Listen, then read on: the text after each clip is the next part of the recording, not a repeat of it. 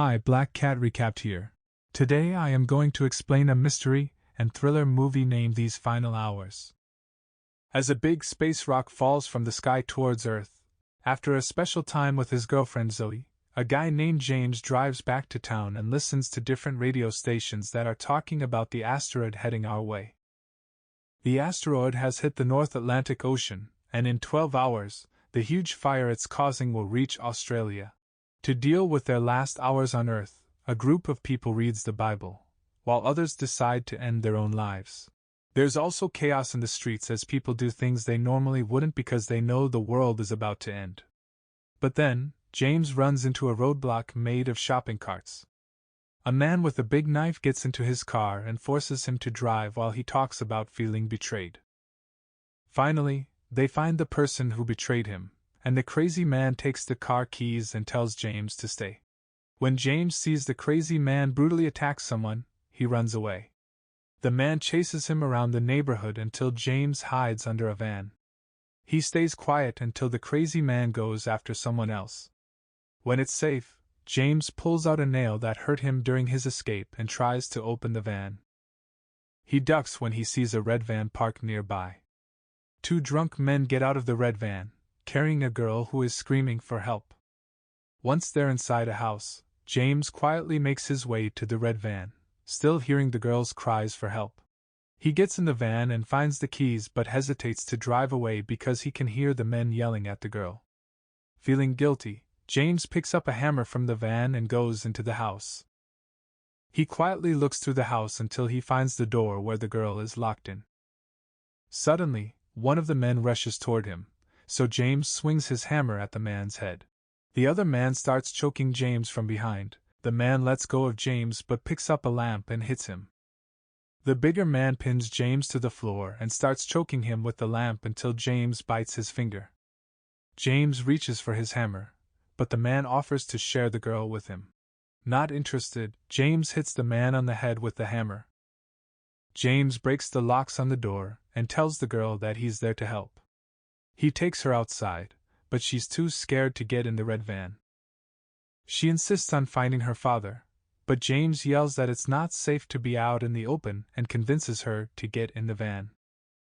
During the drive, the girl talks about how the drunk men tricked her by promising to help find her father. Then, she tells James what her father looks like and how they got separated while he was searching for gas. As James sees that the van is running low on gas, he thinks about what to do with the girl. James listens to the radio, which says that Central America, Mexico, and Canada have already been affected. They've found her father's car, so the girl honks the car horn while calling for her father. James tries to explain to her that her father isn't nearby, so she suggests going to her aunt's house to meet with him. James says no because her aunt's house is too far, and he suggests taking her to his sister's house instead. The girl insists that she needs to be with her father when the asteroid hits, so James goes on the van by himself. When he starts the van, the girl has no choice but to ride along with him. Finally, the girl introduces herself as Rose. They arrive at his sister's house, but no one answers the door. James goes in through the back door and sees Christmas decorations, family photo albums, and bottles of alcohol inside. He hears water running upstairs and tells Rose to swim in the pool to keep her from seeing what he might find. He goes into the main bathroom where his sister and her husband are in the shower, but they're not alive anymore. Feeling really sad, James goes to the place where they keep their alcohol and starts drinking. Then, he watches Rose swimming from the balcony and sees the new graves of his nieces in the playground. He rushes to the garage to take his sister's car, but Rose finds him before he can leave. He has no choice but to let her in. Rose asks where he's going, and he says he's heading to a big party. Rose suggests that someone at the party might be able to take her to her aunt's house. Back at the beach house earlier, when James was getting ready to leave, Zoe started crying and told him she was going to have a baby, and it was James' baby. James was really upset because he thought the world was ending.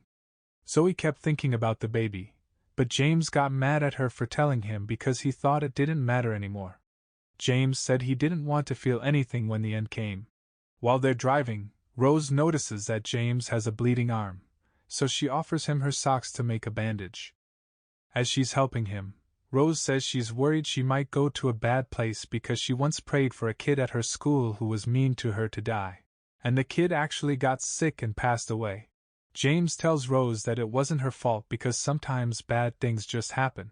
Out of nowhere, a family arrives in a police car at the library where they are. James takes Rose inside to ask the parents to take care of her, but the mother insists that they get out of the car. The husband, holding a gun, seems frozen in shock. Realizing what the parents might do, James quickly takes Rose away. The husband stops James and explains that he couldn't bear to see his kids suffer in waiting. He asks James to shoot his children because he can't do it, and he promises that the kids won't feel anything. When James refuses, the husband pleads with him to forgive him for what he's about to do. James leaves with Rose, leaving the family to their decision. Soon, they arrive at the party, and Rose holds James's hand nervously. Inside, there's a big crowd of people drinking, dancing, and having fun. Some guys are cheering as others play a dangerous game called Russian roulette. James does his best to protect Rose because she's scared by what she sees. Finally, James meets his friend Freddie, who's hosting the party. James is looking for his girlfriend and Freddie's sister, Vicky. However, Freddie teases him about something they've been working on, which is already done. Before he goes, Freddie tells James to follow him inside. In there, Rose sees some intimate things happening. James gives her a bowl of chips to distract her while he looks for Vicky. Suddenly, a woman claims that Rose is her daughter, but James stands up for her and defends her from the woman. At last, James finds Vicky, who quickly sends Rose away to be with her boyfriend.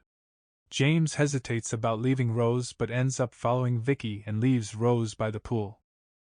In a bedroom, James is really sad that his sister and her family have already passed away. But Vicky doesn't seem to care and says that nothing matters anymore. Seeing how he reacted to Zoe earlier, James starts to feel bad. To make him feel better, Vicky takes him to the basement. At the same time, Rose is swimming in the pool when the woman who thinks she's her daughter finds her. The woman traps her and gives her a pill to calm down. Frightened, Rose makes a deal that she'll take the pill if the woman agrees to take her to her aunt's house. In the basement below, Vicky tells James that Freddie completed the underground shelter with enough stuff to last them a year. James isn't impressed and says that the shelter needs to be much deeper underground to protect them from the big fire. Outside, Rose starts to feel weird from the medicine and becomes fascinated by the confetti and the party. However, she starts to see things that aren't really there. Back at the shelter, Vicky figures out that James went to see Zoe. She makes fun of him for choosing Zoe over his family. She says mean things to him and then falls down, showing how scared she is of dying. James comforts her, but she wants to be close to him again. James says no and admits he went to the party because he didn't know what to do. Now, he realizes he can't block out the sadness. Instead, he wants to take Rose back to her family where she should be. When Vicky asks where he belongs, James says he doesn't belong there with her. Freddie finds them and sees that Vicky is crying. He asks James why his sister is crying, and James gets upset with him for telling Vicky false things about surviving, and then he leaves. Vicky tells Freddie that James said the shelter wouldn't work, so Freddie goes after James, yelling in anger. Outside, James finds Rose throwing up. He pulls the crazy woman away from her, but she still thinks Rose is her daughter. Freddie comes out and points a gun at James because he thinks James is ruining their fun. The woman convinces Freddie that Rose is her daughter, and Freddie threatens James to give the girl back. And Vicky shows up. She takes the gun from Freddie and points it at James. But instead of shooting him, she shoots the crazy woman. Vicky tells James to leave, so he goes, but he sees that their van is stuck between other cars. He carries Rose, who can barely stay awake, into a tunnel and gives her some water to drink. Soon, they hear a man singing drunkenly near a taxi. James takes the car and drives away. James takes Rose to his mother's house, and they change Rose's clothes and help her with her fever. James's mother scolds him for saying he'd never come back to her, yet he did. Later, His mother asks about his sister, but James lies and says he didn't see her. Then, he asks for his mother's car, but she laughs at his attempt to help the girl. James argues that it's not his problem if she doesn't understand his desire to help Rose. Finally, his mother reveals that her car was stolen. Despite their arguments, they both laugh at how similar they are. His mother tells him to look for gas cans in the tool shed. While searching, James asks his mother what she plans to do before the world ends. She plans to finish her puzzles until it happens. Rose gets better, and James takes her back to the taxi. He says goodbye to his mother. She tells him she's happy to see what he's doing for Rose. They hold hands until his mother tells him to go. James wishes her luck with her puzzles and leaves with tears in his eyes. While driving, Rose apologizes to James for getting tricked by the woman at the party. James tells her not to worry and says her father shouldn't see her upset when they reunite. He tells Rose that she's strong and makes her smile. Soon, they arrive at Rose's aunt's house, where loud jazz music is playing.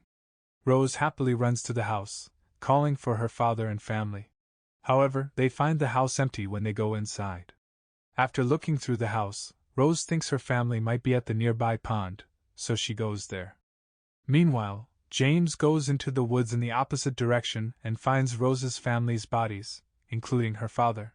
He stops Rose from seeing them and sadly tells her that they're all gone. Rose really wants to see her father, so James carries her away. When he sets her down, she still insists on seeing her father to be sure it's him. To spare her from more sadness, James brings her father's body out. Once she sees it's him, Rose is very sad. James tries to get her to leave, but she won't go. She says her father promised they'd be together when it happens. James and Rose take her father's body near the pond, and she decorates it with flowers. James gives her a picture of her family that he found with her father's body. He admits he could have been a father because he got another woman pregnant. When Rose asks if the pregnant girl is prettier than Vicky, he says yes. He also admits he made a mistake by leaving Zoe alone. Rose looks at the sky and says there's still time to go back. They hug and say their goodbyes before James leaves. James drives away, and Rose playfully chases after the car so they can see each other until the very end. After Rose is out of his sight, James quietly cries in the car. With just a few minutes left before the big firestorm arrives, James drives as fast as he can back to the beach. When he gets there, he finds Zoe's house empty. James runs to the beach and sees Zoe looking at the fiery storm that's getting closer. James and Zoe get back together, but she's mad at him for leaving her alone. He asks for her forgiveness and tells her he loves her. Zoe hugs him and says she loves him too. They kiss and hold each other as the fire gets closer. The whole beach turns red, but they keep looking at the storm. Zoe says the storm is beautiful before it surrounds them in flames.